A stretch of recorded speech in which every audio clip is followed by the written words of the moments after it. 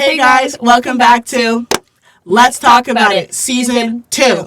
Hey, welcome to Let's Talk About It. Oh, you wanna talk? Okay then. Baby, just say that up to drunk. Well, we're back. We're back. They thought it couldn't be done. Season 2. And yet, we are here. A little late, we'll be honest. Yeah, it is November. Yeah. Wow. And we are in not our preferred studio. Yeah, wow. But we're back in the dungeon. We did what we had to do to get this episode out to you guys. Did. We sacrificed. Honestly, like if you are a viewer from season 1, you'll remember this space and how dark, let's say, it is. That's what we would describe it. We will be back to our usual room come next episode. There's that to look forward to. Oh, absolutely. But yeah. Welcome back. And welcome to any new viewers. It's season 2. Season 2 so of exciting. Let's Talk About It. Mm-hmm. We're so excited to be entering this new season. Yeah. Last season was an absolute banger. It was so amazing. I honestly didn't think we could do it. Well, it's been a long year. It has, honestly, 2025 has been a long year, but you know what? We've persevered and we've killed that. Honestly. Yeah. And the I'm so proud of us. and the support we've received from everyone has just been so great. Like the amount of people who are like, yeah, where's the podcast? Yes. And we're like, wait, you guys care about this? Care about that? The amount of people who like have come up to us and like, I literally watch every single episode. I'm like, what do you mean you sit down for 40 minutes and listen to us yap? Like, what? No way. I know. It's impressive. I'm very happy, and I'm very happy that you guys are watching right now. That's very exciting. Thank you guys. Yeah. And so, listen, we're back. It's a new season.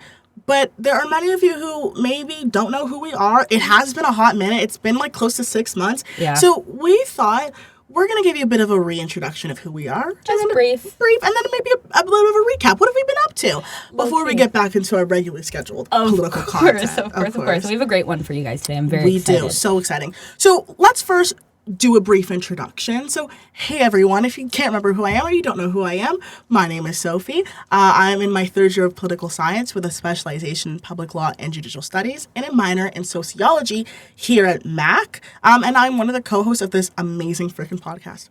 Yeah. Well, I am Raquel. Nice to see everyone again, and nice to meet all the new viewers. I am also in 3rd year political science, public law, and judicial studies, also studying here at Mac, but I am taking my minor in work and labor. Oh, love. Yes. Love. And we're your host of this amazing podcast. Yes. And so we thought, listen, it has been a hot minute. Has been. We haven't just been sitting around twiddling our thumbs. Oh, God, no. We've been busy. We are busy women, Sabrina Carpenter. I don't like that song. Oh my God. Okay. I'm sorry. Like, come on, guys. I'm getting her. Don't worry. I'm getting her on this train. Yeah. But we have been busy people, and so we thought we'd give you a bit of a rundown of what we've been up to since the summer, and honestly, since April. Yeah. Honestly, it's been hectic. It has been. Would you like to go first? I can go first. You go first. Oh my goodness! Well, thank you.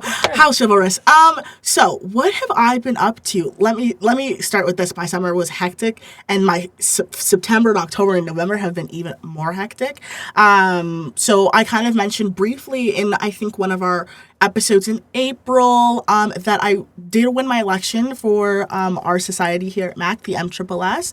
Shout them out, whoop whoop. I'm gonna tag them. I love them.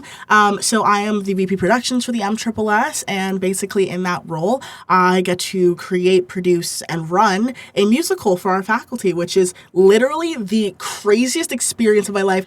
Raquel's gonna touch on that a little bit because she is involved. But like literally it's just such a crazy experience. I love the fact that I get to do this, especially with Raquel. So it's such a fun opportunity.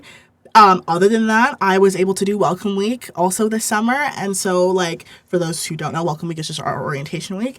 And it was honestly, like, it's a week of, like, so much fun, but it's, like, so, like, honestly exhaustive at the same time. Bro. It's very laborious. Like, I was waking up at, like, 5 a.m., 6 a.m., and I'm not a morning person for people who know me. And then going to bed at, like, 11, 12, 1 a.m. It was bonkers. But you know what, though? Honestly, such a rewarding experience. I met so many wonderful and cool people through that process, and I got to meet so many first years who love to text me from time to time, ask me about things. So I honestly love the fact that I could do that. But you might be like, what has he been up to? Listen. That's honestly that's about it. Yeah, I can't even lie. They're busy. They're very busy. Obviously, we're still in school. I am actually studying for the LSAT in this time period. So gonna take it soon, hopefully. Law school applications are coming back up around, jobs, things like that. So there's just so much that's kind of like happening right now. Yes. So I feel like I just like I've had like my hands kind of like I'm juggling. Honestly, Sophie. 6, 7, I'm sorry. I had to. I'm so sorry. I actually had to. Sick. Actually, so sick. Sorry. So yeah, that's what I've been up to. Please. Yes. Yeah. I definitely feel with Sophie's like busyness, that hecticness. If anyone knows me personally, they'd know that they did not see me once during this summer. I actually was working 3 jobs, one of which was very exciting. I was working at the Durham Region Courthouse, which was a fantastic opportunity. I was just like an admin clerk, but really got to interact with a lot of the prosecutors, see the behind the scenes. It was really fantastic. I was very grateful for that opportunity. And then I also worked at this family-run business that I've been working at for the last 3 years, and a catering company as well. So super, super busy. The summer definitely had its downfalls. I did buy a car that only lasted 3.5 weeks. So I'm out $5,000. But you know what? You just gotta keep pushing. No, honestly, if someone wants to start raising a GoFundMe for Raquel, like I will so kindly co-sign that. Like, I've actually honestly, it was so messed up. It was mess. But I had that, and then I also had the opportunity to join Sophie's wonderful team for the musical as well. So I'm actually the assistant director. Yes, she is. So that's been really exciting to plan. We did a lot of script writing over the summer and just like general, like just planning and things like that. And that is in part why, the podcast is a little bit delayed starting up as well, because we have been writing and directing a musical. Directing, like the behind the scenes, honestly, of it like kills me. Like booking the venue, just so many administrative tasks. So. Oh, yeah. Very, very busy. But it's going to be rewarding just like the podcast is. Oh, yeah, true. Come watch it. But we're going to talk about that probably in later episodes. But come watch it when we do let you guys know the details. Yeah. And then we also... There's another kind of like valid reason on why the podcast is a little late. Oh, yeah, there is. We have been working on something a little bit behind the scenes. Oh, my God. Raquel, wait, what are you talking about? I wish I could tell you something. It's a secret. No, wait. Is it a secret? I don't know. I feel like we should tell them. Should we let them know? Should we let you guys know what's going on? Do you guys deserve this? I don't know. You know what? We're nice people, so why don't let them know? Well, let the people know. Of course. They're dying to know. Can't you hear them yelling? Stupidest bit we've ever done. Anyways, we do have an announcement. We do. So exciting. Please, Raquel, you gotta give the announcement, please. Well, it is our greatest pleasure ever to announce that Let's Talk About It with Sophie and Raquel, the official podcast, will be entering in a new and exciting partnership with, drumroll please, I hope you edit this in, okay, the McMaster Political Science Student Association. Woohoo! The MP SSA, for those of you who are at McMaster. Yep. And they will be sponsoring some of our more political science-based episodes. Literally, clock that T. We made it, bro. Like, honestly, genuinely speaking, like, I am so excited. Like, it's wicked. I have to give you guys some, like, background context. Like, I met the president of the society during Welcome Week, and, like, I think we both had kind of wanted to be a part of their association. Exactly, in some aspect. Obviously, no time to. But me and him were talking, and he, like, flat out laid on me. He's like, do you, like, want us to sponsor you? And I was like, yeah, are you kidding me? Like, yes. And so, like, we've honestly been doing a lot of behind the scenes work, just some administrative tasks to kind of like figure out the logistics of it all. But we officially, like, the collaboration's official. Like, the post already went out, because by the time that this is going out, you guys already know. But we thought we'd obviously officially mention it on the podcast to give you maybe a brief understanding of what the MPSSA is. Like Raquel said, they are the Political Science Student Association here at MAC. They really just focus a lot on, like, political science students, but and honestly a lot of pre-law students. So a lot of their like, let's say, events and their initiatives are targeted towards that demographic. So they have a lot of, like, meet the prof sessions. They do some, like, study halls, political science based, like, activities and stuff like that. And they really do help a lot of poli-sci students and just the greater, like, social science students here with preparation for law school and, like, navigating their next steps. Literally navigating your next steps as a political science student. They are a phenomenal organization. We have to shout out the presidents, Keegan and Man Reet. Yes. Whoop, y'all are They do lit. a fantastic job. No, literally. And so, like, yeah, I'm so excited. They're going to be sponsoring us. Like, this is nuts. Yeah, it's great. Yeah. And honestly, I think it's a great opportunity for both of us, you know, reach out to a larger student body. Obviously, a lot of our fan base is based at McMaster here, or if they're not, they're interested in law and policy. So this is just gives us an opportunity to have those, you know, strong political-based episodes, have them be sponsored by another, you know, political science-based group. So lots of collaboration. Yes. And we'll have some very exciting things coming up for you guys soon. And I think what's greatest about it is that you guys are going to be able to hear from so many more voices now, which I think is such an amazing part of this podcast. Of course. That's so, like, just the wide reaching of it. You're going to hear from other political science students. You're going to hear from profs and TAs. So that is going to be so, so exciting. Please stay tuned. Oh my gosh, yes. please stay tuned. Please do. I think other than that, I thought that's a good recap. That's a good recap. Let us get started with our topic of the week, which honestly is something that we've been discussing and wanting to talk to you guys about since the beginning of this podcast, which was back in like January, February. I know we've kind of hinted at this before, but we really wanted to talk to you guys about media misinformation and, more importantly, media consumption. What to do, what not to do, what to look out for. And I think specifically in 2025, we've seen a lot of changes in the way that we are kind of consuming media and how we're told to consume media and things like that. So we just wanted to wrap it up and do a little episode for you. Tell us tips, tricks, things to look out for. I think it's a great way to kind of restart the podcast, get into season 2. Yes, because we are media. You guys are consuming this. You're consuming You should know what you're doing. No, literally. And you should be able to interpret and understand what we are talking about. Media literacy is so, so important. So this is a really, really great topic to get started off with. Yeah. Do you think we should start off with maybe some definitions? I think that would be great. I will say, just as a side note before we go in, that a lot of the information that we are at least pulling from, obviously we can put sources, stuff like that, but Sophie and I did I think it was a 21-page paper. Yep. Research paper last year on actually media consumption. You know, we talked about the idea of fake news and the exposure to it and how that changes people's likelihood to accept biases perpetuated by their parties, by media, things like that. All that to say is that we have a little bit of a background in this, considering we spent 4 months writing a 21-page paper. Literally. So yeah, a lot of the definitions that we're taking are just from that and from our vast amount of research, especially in our literature review. Exactly. Shout out Dr. Alway. Shout out Todd! But yeah, just so you know, I know I used a lot of words there, fake news being one of them. I thought that would be an important thing to just kind of define, because that's what I think a lot of people's heads go to right away when they think of, you know, media literacy, media consumption, things like that. Fake news, and we'll put the definition up here, is characterized as alleged claims of media misinformation purported by politicians in an attempt to push a specific narrative. Another theorist has also defined it as being false information without legitimacy, just to put a more easy definition out there. In layman's terms, as they say. Yes.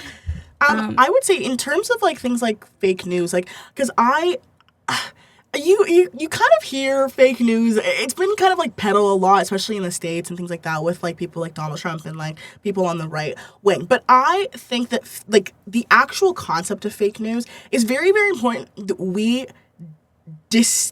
what's the word? Differentiate. Thank you. Differentiate it from kind of, I think, the context that it's like widely used in media. Again, we're gonna get into a lot of these nitty-gritties in like a hot second, but like it's really important that like you don't get turned off or turned away because you hear the idea of fake news, because fake news in of itself is an actual thing. It's an actual concept, just like Raquel said. And it's also very important that you be aware of media misinformation in this very aspect. So don't kind of get like scared with the idea of fake news, because there literally is fake news like that is out there and that's being peddled. And so it's not necessarily like a dog whistle that I think should be associated with a very specific like movement or anything like that. I just kind of wanted to say that before maybe we get into like our other definitions. But because I already said it, I think we should define media misinformation. Yeah. And on top of that, we should show distinctions? Yeah. The distinctions between misinformation and disinformation. So misinformation, very simply put, kind of like fake news, is false or inaccurate information. Yeah. That's all it is. So if you're thinking of media misinformation, it's just false information in the media or about the media or whatever in that sphere. And then you have media disinformation, which is the spreading and holding of false or inaccurate beliefs and doing so knowingly. So basically, it's similar to misinformation where the information in of itself is false. However, that false information is being peddled and spread purposefully and knowingly to lie to basically the public or to whoever to it's being reach spread a to. certain end. Exactly. Yeah. And so this is very, very important. I think these two definitions are very important to know. And think about when you are talking about media consumption and media literacy, because these are, I think, two of the biggest definitions that come up in terms of media it'll literacy. be something that you're going to hear throughout this episode. Absolutely. So just important to know what it is before we go through. We never assume you guys have previous knowledge going in. So, Exactly. I also just did want to make a quick note here because obviously when we look at media consumption, and I'll say it, like in this episode we are going to be talking a lot about things like social media, new forms of media consumption, because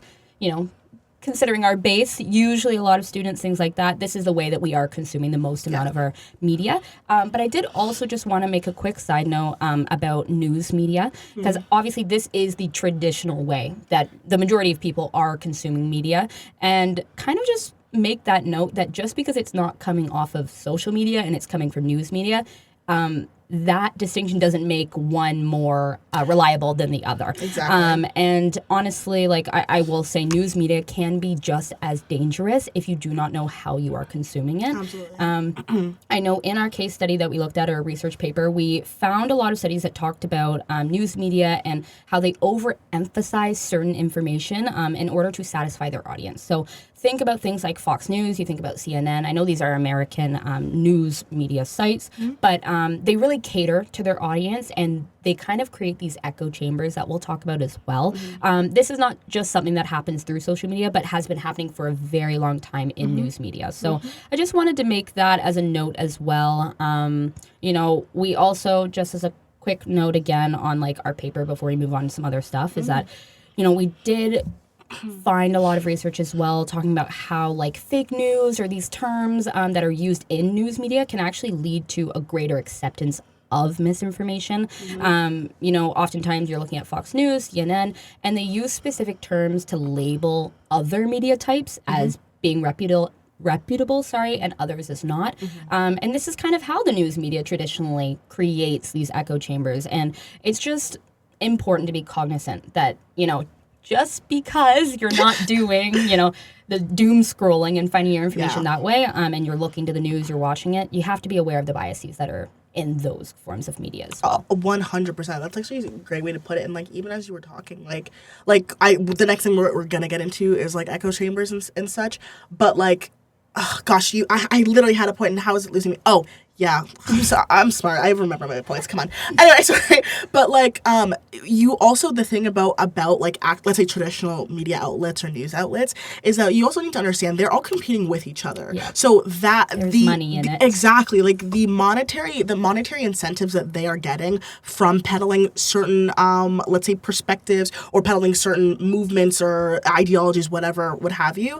The fact that there is like a monetary aspect attached to that is what's driving them to, let's say, create these echo chambers or driving them to talk about certain political issues, highlight things over not highlighting things such and things like that. So, like Raquel kind of said, I just kind of want to tack that on. Like you'll see that happening in social media. It happens also in traditional news outlets as well. So and no one's safe from that kind of thing. No one's safe. This is our point. Yeah, you no really need to be diligent. Yeah. It's been happening for generations on generations, and it's just continuing now. And I also, like, off your point, talking about, like, monetary incentive. Yeah. You also have to think about the fact that when you're looking at the left, you're looking at the right, you're looking at partisan-based news media. Yeah. There is this...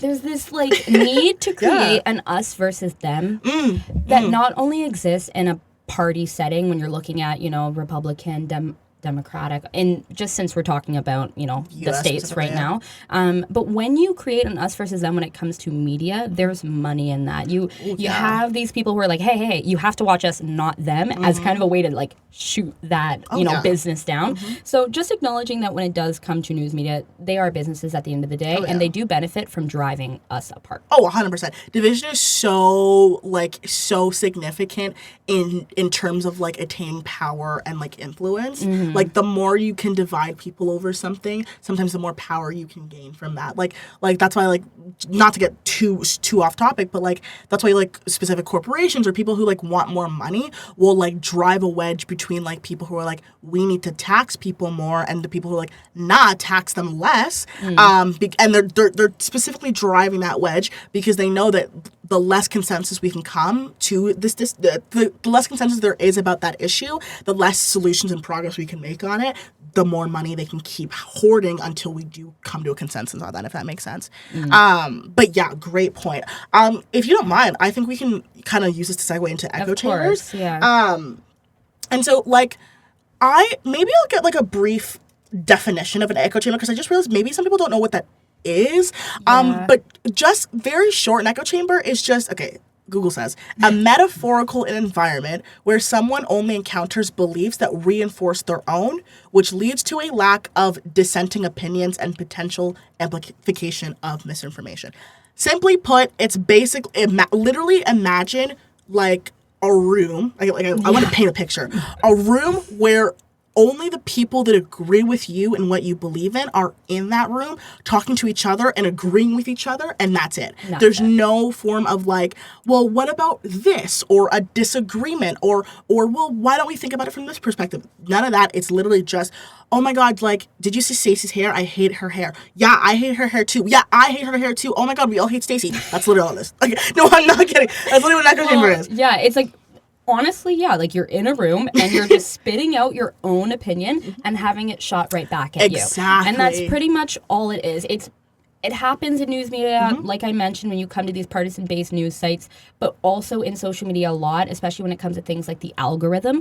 I'm sure a lot of you guys are familiar, but when it comes to TikTok, Instagram, even Twitter, I don't use Twitter. X, whatever. But all of these social media sites, they learn what it is you're interacting with. They learn what it is that you like, dislike, and then they feed you what you want to keep that addiction going. Literally. So that you're only seeing things that you like. Literally. It's crazy. Because I like mukbang videos. You go onto my Instagram Explore page, it's just food. Oh, it's orange. It's just orange. It's just like eating videos. Oh my God, that's so an example. funny. Like, no, that's it a is. non-political example. My TikTok is all politics. No, my literally. Instagram is for watching mukbangs. It's for watching mukbangs. I'm sorry. No, literally, you like I'm sure many, if you're like one of those like astrology girlies or whatever, like the tarot card girlies, like it's the same thing there where it's like TikTok. You'll maybe you'll be having a conversation with your friend or whatever. You'll be like, oh, like, you know, like I want a tarot reading or some whatever, something astrological, and then all of a sudden, all tarot cards. He's coming back. Oh, you're getting money. Oh, you're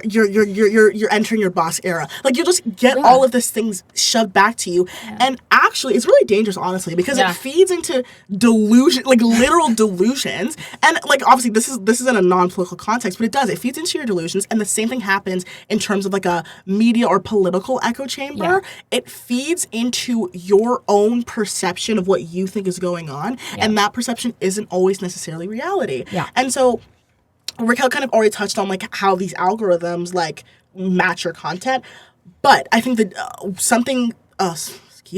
the dangerous aspect of that is that it makes people less likely to encounter opposing views, which reinforces political polarization. Big words here, but simply what we're saying is that like because you're not like getting a disagreeing opinion, or you're not hearing from another perspective, like it just kind of it reinforces in your head, okay, but I must be right. Yeah. If I believe this, and so does the 10 people on my feed who have similar beliefs with me also agree with this opinion, it must be true. Not necessarily, and that's not a fact, right? And so an example of this is that during the US and Canadian elections, TikTok and Twitter have shown like clusters of left and right leaning bubbles with minimal like overlap. Like if you go on to like, and honestly, it's not just like TikTok and Twitter. any like social media app, if you go on there, especially during an election season, like depending on what your political affiliation is, it's only going to show you content within that political affiliation. Like I like during the Canadian and the U.S. elections, like I was seeing a lot of like more left leaning like things, and like things were trending that were all like things that I believe in, and so and I wasn't hearing anything from another point of view.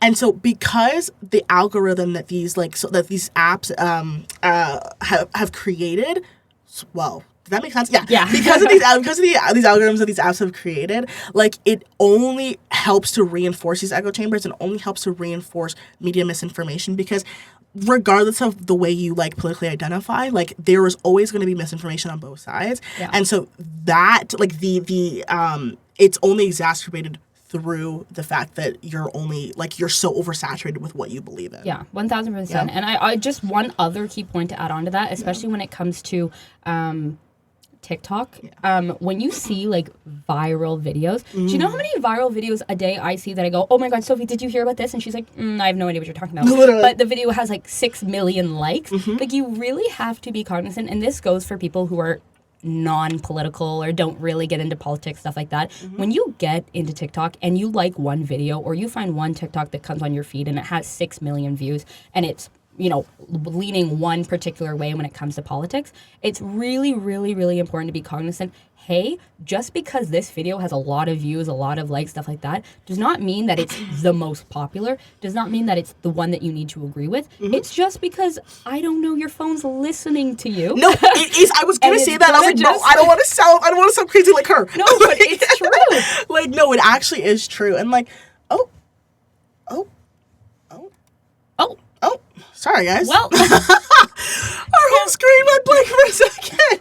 Anyway. It's because we said that the phone are listening to us. They're listening. It was like, bro, the CIA is listening. I'm telling you, they're listening. They're mad at us. They're actually mad at us. And, no, but honestly, I was going to say that earlier. I don't know what it is. I'm not a huge conspiracy theorist. You know this. Raquel's the tin hat person out of the two of us. Love it though. And I know for a fact that they're listening on my phone all the time. Yeah. They are. So that just kind of brings our first point. Be aware of these kind of dangerous echo chambers. Do not let yourself be vulnerable to receiving the same information all the time, because it could lead you to a very dangerous spot. Be critical of the things that you are consuming. Exactly. And we're going to get further into what you need to look out for and stuff like that, and the harms and dangers. But I really love the fact that we just kind of first touched on echo chambers, because it's a great way to kind of understand media misinformation. I also would bring up a point when it comes to this I guess the media's effect on voting cycles, which we're going to touch more on in our next point, but just having people in the media, especially when it comes to celebrities, it comes to influencers, things like these, and the commentary that's made on social media and news media, things like that, can not only create division like Sophie's suggesting, but also have a great effect on whether people are actually going out and voting or not. And I think a lot of people coming into the media, we've seen Chapel Roan, we've seen, I believe it was Jennifer Lawrence recently, but don't quote me on that.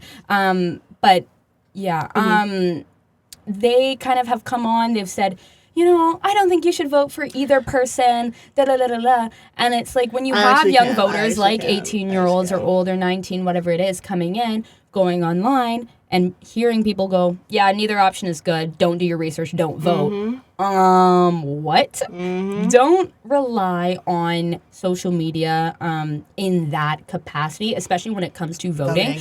There is so much more that goes into creating a decision when it comes to voting for a politician, especially when it's in federal elections, even in provincial elections, things like that. Like we talked about it in this year alone, I think we had the lowest voter turnout for the provincial election. Yeah, the most recent one. Yeah. Those kind of things, we're not saying directly, it was Chapel Roan who did that. That's obviously not the case. But when you have, famous figures, or you have social media sites, or you have news media that are talking so poorly on either candidate, or they're trying to devise you and put you on one side, it can have a very real impact on how you are going out and voting. Wow, so it's just very important to be aware of that. Don't just vote. Even with Mamdani, who just got elected in New York. Yep. Whatever your opinion is on that, there was real money put into social media. Yeah. AC goes out in July in Miami. You sweating writing tweets? There's He's no way. spending more money against me than I would even tax him. Every day it's like $1 million. It's like $1 million. I'm like, Habibi, I don't even want that. You're going above and beyond. And that happens all the time. Happened with, Kamala Harris, even in the most recent election in the States. They pour millions of dollars into these elections to gain the attention of, young people. That's fine. That's part of the election process. But you need to be aware that, it does have an impact on how you're going out and voting. Oh, 100%. And I think, honestly, something that makes me sick, and it's going to be a great segue into our next section, but something that makes me sick is the fact that, listen, these people who are peddling these things online or putting money into stoking division and stuff like that, these people have so much more money than you. Not even in a condescending way. They have so much more money than the average person living in Canada, America, the world, right? And they're telling you not to vote? Are you kidding me? No, it's sick because it's listen, these, the whole essence of politics, first of all, is to help to maintain, create, change, whatever it be, form a society that benefits you. Politics is supposed to be helping us, helping everyday people, even the rich people, everyone in a society, right? But no offense to these wealthy people, but whether or not there is, let's say, hikes on interest for homes, or let's say that the price of eggs have gone up or the price of groceries have gone up, because they make so much more money than you, it doesn't necessarily affect their day-to-day. I saw a video on, who was it, Kim Kardashian. She was she doesn't know how much a carton of milk costs. Yeah. I mean, I don't have a concept of what certain simple things cost, which really is, I'd like to know a little bit more about what a milk carton costs, and She was I would love to know how much that cost. Literally, I'm like, these hello? people don't necessarily even have a concept of money or the monetary value of certain things that are affecting everyday people, and they're telling you not to vote. Do you know how ludicrous that is? Yeah. No, it's insane. So for me, and that brings us right into our next section of the role of influencers and celebrities when it comes down to media consumption and things like that. We can understand and we can see that more than ever, young people are turning to people on the internet like influencers as a source or a beacon of truth or information, right? People don't want to get a political science degree to figure out what's going on. No. They don't want to read books. No. And that's fine. They don't want to be Plato. They don't be Socrates. That's fine. Listen. Not everyone's meant for philosopher king life. No. That's funny. No, it's actually true. No, they're not. And that's okay, right? But when it comes down to turning to, let's say, and I'm going to just use the overarching term people on the internet as because I don't want to keep saying influencers, celebrities, okay? Yeah. People, when it comes down to turning to people on the internet, there are so many aspects to this that you need to be so careful as an everyday person who is just trying to navigate through their life and trying to live and trying to survive, okay? Because influencers play a vital role in the way that young people, especially young people, go about their lives. Yeah. We look to these people for things like style trends and lifestyle habits and like ways to live. What to buy. We envy their life. A lot of the times they're richer than us. You know, they have things, they have benefits, things like that. We're looking at their lives. We're going, I want to live that life, so I'm going to try to either watch and just kind of overconsume until my heart stops, or I'm going to try to emulate their life in whatever aspects that like my everyday normal life can, right? Mm-hmm. And listen, that's the whole point of what an influencer is. They influence, right?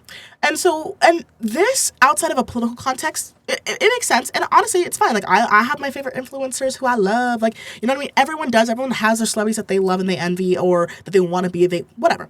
And so what the issue arises, though, is that when this kind of system is then attached to politics or projected onto politics, where I think, in my opinion, it becomes very, very scary.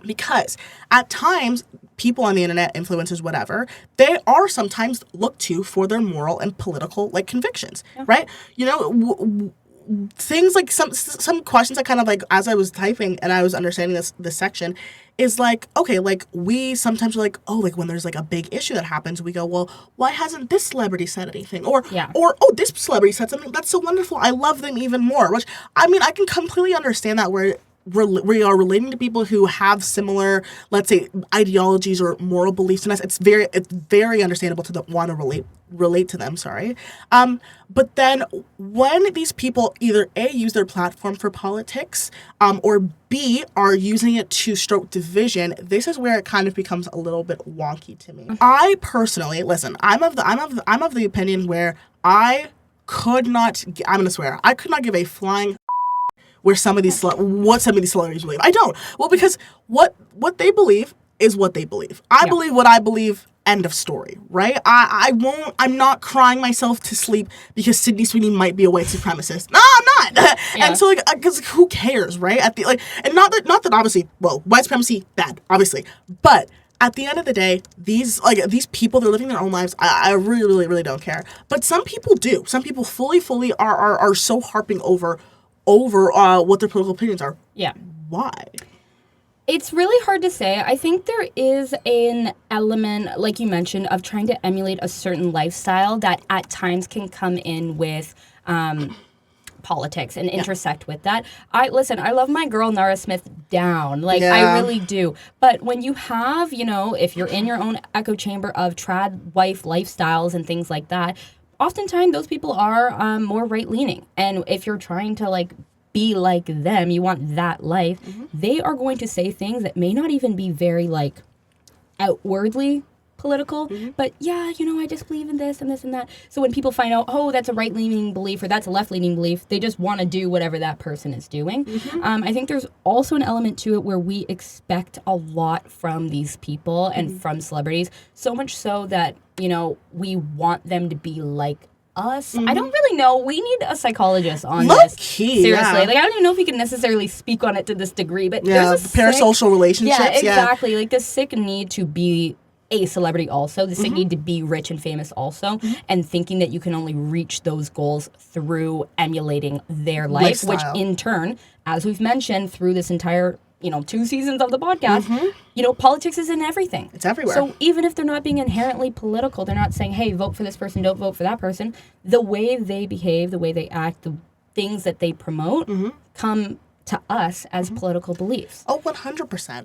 And so I think we're going to quickly wrap up this kind of social influencer, section. But I think something that I think viewers and all of us to kind of walk away with is that we need to start moving away from idealizing the opinions and the beliefs or whatever, the lifestyles of these people.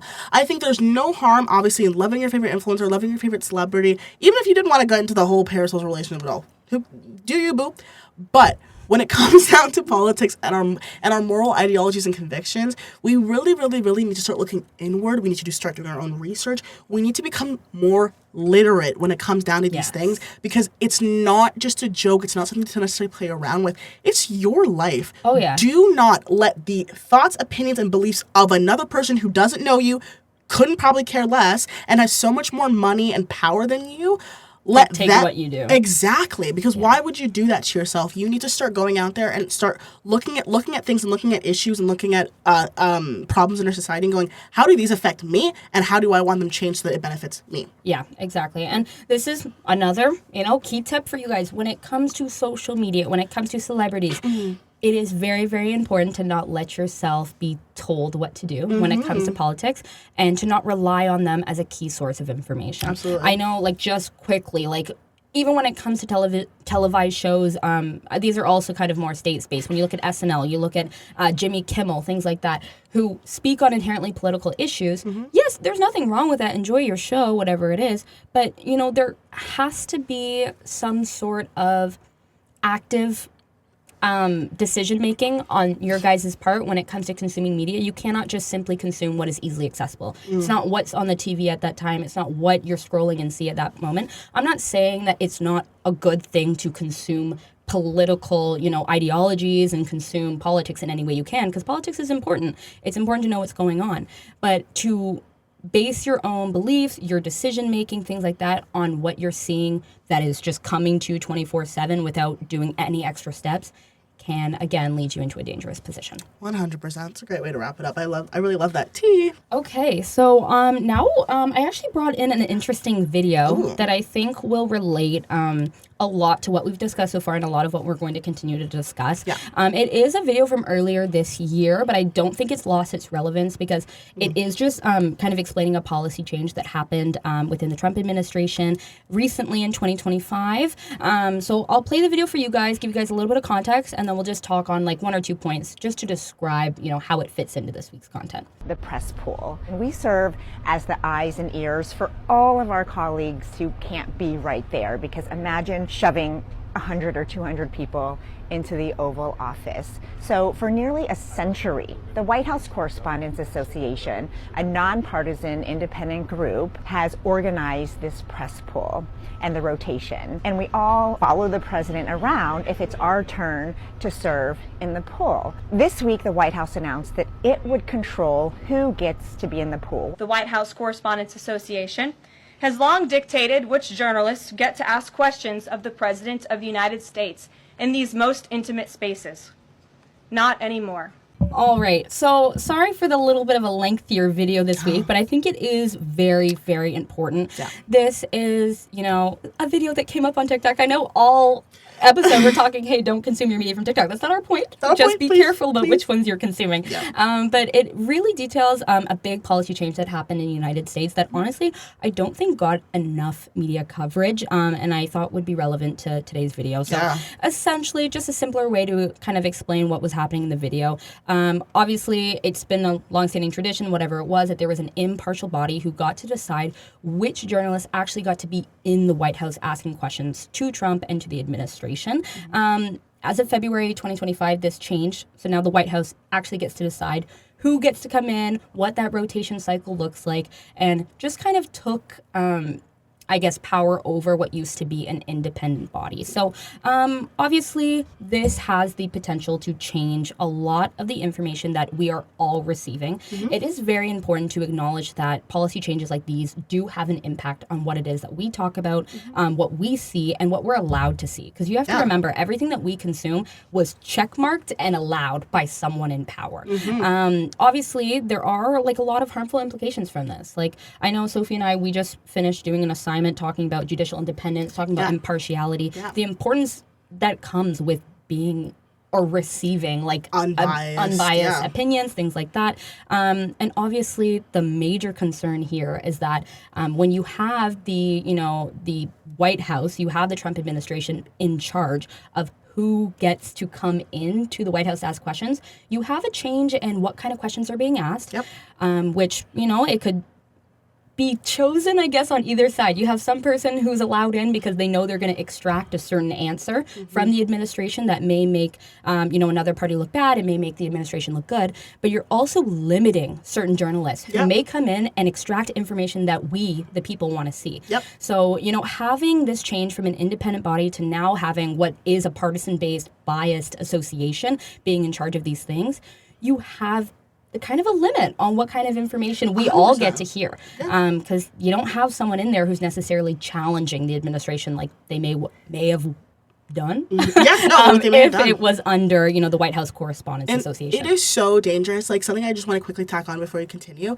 is that, something the video didn't outline is, since then, there have been certain news outlets, certain specific journalists who are no longer allowed in the press pool, in the press corps, whatever it's called, who can't be sitting in on these, they're called, the press secretary briefs or whatever. This is very, very dangerous. This is bad. It's very bad. It's very dangerous. Listen, obviously, with this administration as it's going on, they obviously have a specific agenda that they're trying to kind of complete and trying to whatever. The media in of itself, there is a reason why it is constitutionally protected, both in the States and actually here in Canada. I don't know if it's protected in Canada, but there is a reason why it's constitutionally protected in the States, right? They have a constitutional right to be there, to ask questions, it's a check and balance on the president, on the executive branch. So limiting them in their scope, limiting them in their abilities is so dangerous, and honestly teeters on constitutionality when it comes down to things like this. 1000%. And I honestly, it's one of these things where it's like, this is not a commentary or a stance taken by us against the Trump administration. It's not against, whatever is going on in the United States. It is essentially just kind of a wake-up call to you guys and to us as well to know that, hey, these people in power, whether it's in Canada, whether it's in the United States, whether it's in, any other country around the world where we see a lot of corruption and things like that, those are the people who get to decide what media we consume. And being aware of changes in policy and things like that that alter what we get to know is very important. And we'll kind of get into the ways, just to wrap up the rest of this episode, to avoid as best as you can kind of, I guess, like this limitation in what we're receiving. Because we cannot anymore rely on social media, rely on news websites. I guess we can't rely now on, the press room and things like that, because we are actually seeing live all these people in power telling us, hey, you get to know this, you don't get to know that. Sucks to suck. Is it called a marionette? The puppet? Literally, you're watching in real time the puppeteering of our society and of our democracy. It's crazy. Part of the reason we started this podcast. It is so, so important to take advantage of what is made available. We have so much access to information that we never had before. Do not get lazy when it comes to these things. We talked about voting cycles. We talked about the real harmful effects that getting stuck in echo chambers can do. You really need to be conscious. Yeah, it is so now more than ever. It's so more than ever, 1,000%. Honestly, and then it kind of gets to this idea of even the role of AI and deep fakes, right? Because it's okay, we're already dealing with this problem with media in actual life, but we also have to deal with media in virtual life and in AI. It's so sick, and it's obviously I'm sure we've all seen crazy deepfakes on the internet. There's a bunch. Ridiculous. The Jake Paul ones are hilarious. I have to say that. Those are funny. We gotta put a video. Honestly, we're gonna put a video. Hey babes, first piece, look at this little cardigan. She's pastel pink, ribbed, and so soft. I am obsessed. And here's the fit on. Tell me this isn't the cutest thing ever. The skirt, the cropped moment. It's funny. Hilarious. But it's really dangerous. I was talking to Sophie, like I mentioned, when I see all these viral videos and Sophie has no idea what's going on. I'm not chronically online. For those who are chronically online, and we don't have time to get into it, but this situation that happened with, a DoorDash, and people are like, oh, who's in the right, who's in the wrong. People were going online, creating artificial intelligence images to fake and be like, oh, the door was open, the door was only cracked open. You have lawyers online being like, oh, it's this, it's that. It's like, bro, it's fake. And you guys are debating over actual, and people are swearing their lives that this is what happened. You cannot allow yourself to get stuck. And I know we're being very negative, but it's a negative world we're living. It is a negative world, but it's honestly, it's hard. And it's not even, I don't even think it's our full intention to be incredibly negative, but I think you need to be real. You need to be realistic, and you need to start kind of waking up to some of these things. This, honestly, in my head, this is not even negative stuff. We're telling y'all. We're telling y'all what it is. Happening. Maybe you don't know, and maybe this is something that now you can go ahead and look into. And it's not to be scared of, and this is a great way to kind of get into our tips. Listen, with all of this craziness about media and the consumption of media, do not be afraid. At the end of the day, the one thing that you should at least hold true is that you should know your own moral convictions and your own ideologies, okay? You should know who you are, and you should know what you believe in, okay? As long as you know that, listen, you're set. You'll be okay. You now just need to be able to use the things you believe in, to now navigate media and navigate the world, right? So let's get into some of our tips that we have kind of created for you in terms of navigating media. And listen, this whole video, like Sophie said, is not to scare you. It's more so to just let you know about the realities of what media is right now and how difficult it truly is to consume media in an appropriate and I guess non-biased way. So I mean, some of the few things we're going to talk about in terms of tips, honestly, this is kind of to get away from echo chambers and things like that. Make sure you are cross-checking your facts. There are, like I just mentioned, so many resources available at your fingertips to be able to cross-track, to look at multiple different sources and how they report on the same issue. And I think honestly, by doing that, you could get a fuller picture of the scenario that's before you, especially when it comes to voting cycles and things like that. Absolutely. And then literally in line with that, using fact-checking tools is it is also a really, really great way to kind of check your media. Things like, I think it's pronounced like Reuters, I'll put it up there, Reuters, AP Fact Check, just different like websites that specifically you can Google, whether it be cases, claims online, stuff like that, and they actually, a lot of them specifically fact check different politicians, maybe who are doing town halls, or they fact check claims in election cycles. So things like that can really help you when it comes, especially around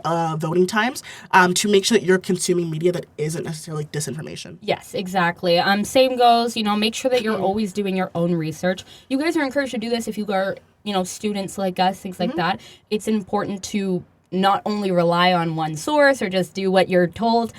Do your own research, like the two mentions, or the two things we just mentioned. Like, you can use those features to really do your research, double check what you gotta know, I guess. 100%. Next fact, really key, at least personally from Sophie, follow journalists rather than influencers.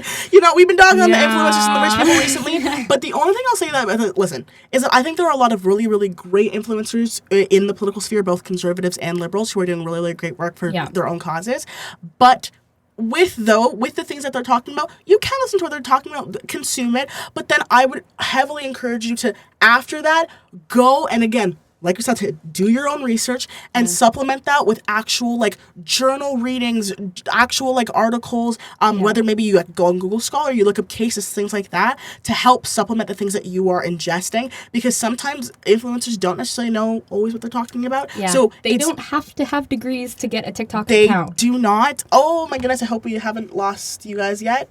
No, we haven't. Sorry, the camera keeps going out. So yeah, they don't have to have degrees, and a lot of the time they kind of just influencers aren't held to a standard and aren't held to a code, whereas journalists at least are supposed to. There are certain things that they're allowed to peddle. There's checks and balances. There are. They can lose their job. They can. So when it comes down to things like that, they're slightly more cognizant in terms of what they're spreading. Slightly. When it comes down to people on the internet. It's definitely a first step. It's something that's not hard for you guys to jump on the train of. No, honestly. So maybe just supplementing your information especially when it comes down to people on the internet. Yeah, and honestly, just to nicely wrap this up for you guys today, I also we want to reiterate to you guys very clearly and plainly, be mindful in what you are spreading and what you are reposting. And honestly, it's crazy because as much as we talk, this is that, you guys are just as liable of creating echo chambers for other people. Oh, yeah. You're just as liable for spreading disinformation. It happens all the time. And not to say that you guys are doing it, intentionally, but when you find a piece of, media online and you're like, yep, perfect, let me press that repost button. Are you fact checking that, or are you perpetuating some of the false information as well? So being aware of that, making sure that, sometimes that's not going to be a good look on y'all, guys.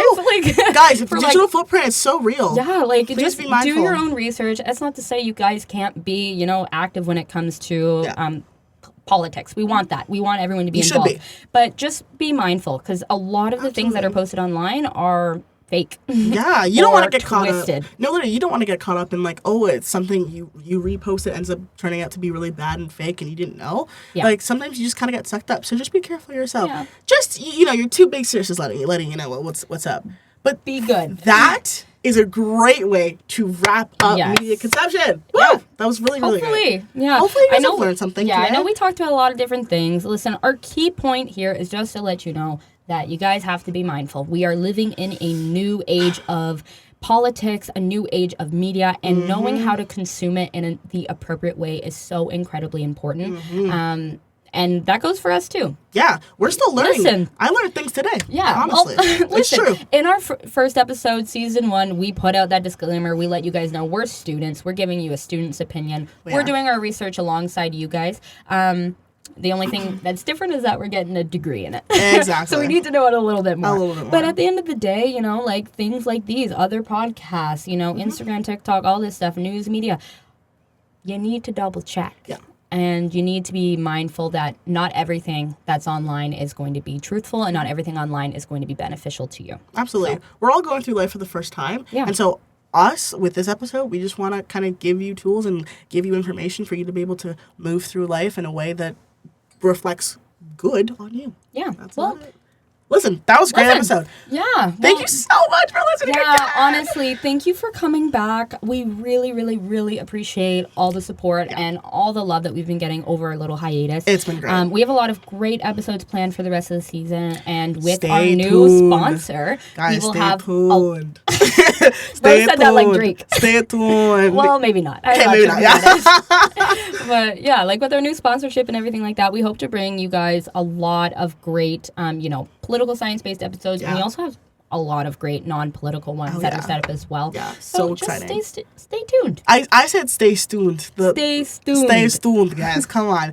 It's going to be a really, really great season. And listen, always, thank you so much for listening. Thank you so much for taking your time to just getting into political dialogue with us. We love you guys so much. But with that, we'll see you next time. See you next time. Peace out, FamJam. The second time again. Second time. Okay, literally no freaking way. Peace out, FamJam. I'ma go hit from the back, and I keep me a Mac in my backpack. If a nigga want smoke, he can have that. Fashion know when Jesus make a ass fat. Say you shooting shit up at this rat cat. Got a brand new whip, but I crashed that. Shorty saw me too good, pay the cash app. Slack, cop foreign wet, make matte black. Cop foreign bit, and she shoving on the dick. It she bounce up, down, made her ass clap. Need a little jack, not a rat tag. I need me a rat tag with a rat tag. With a red bone, raise a red flag on the hole if she don't know how to act right. Sit me act right. Tell a little hoe just to act right. Y'all want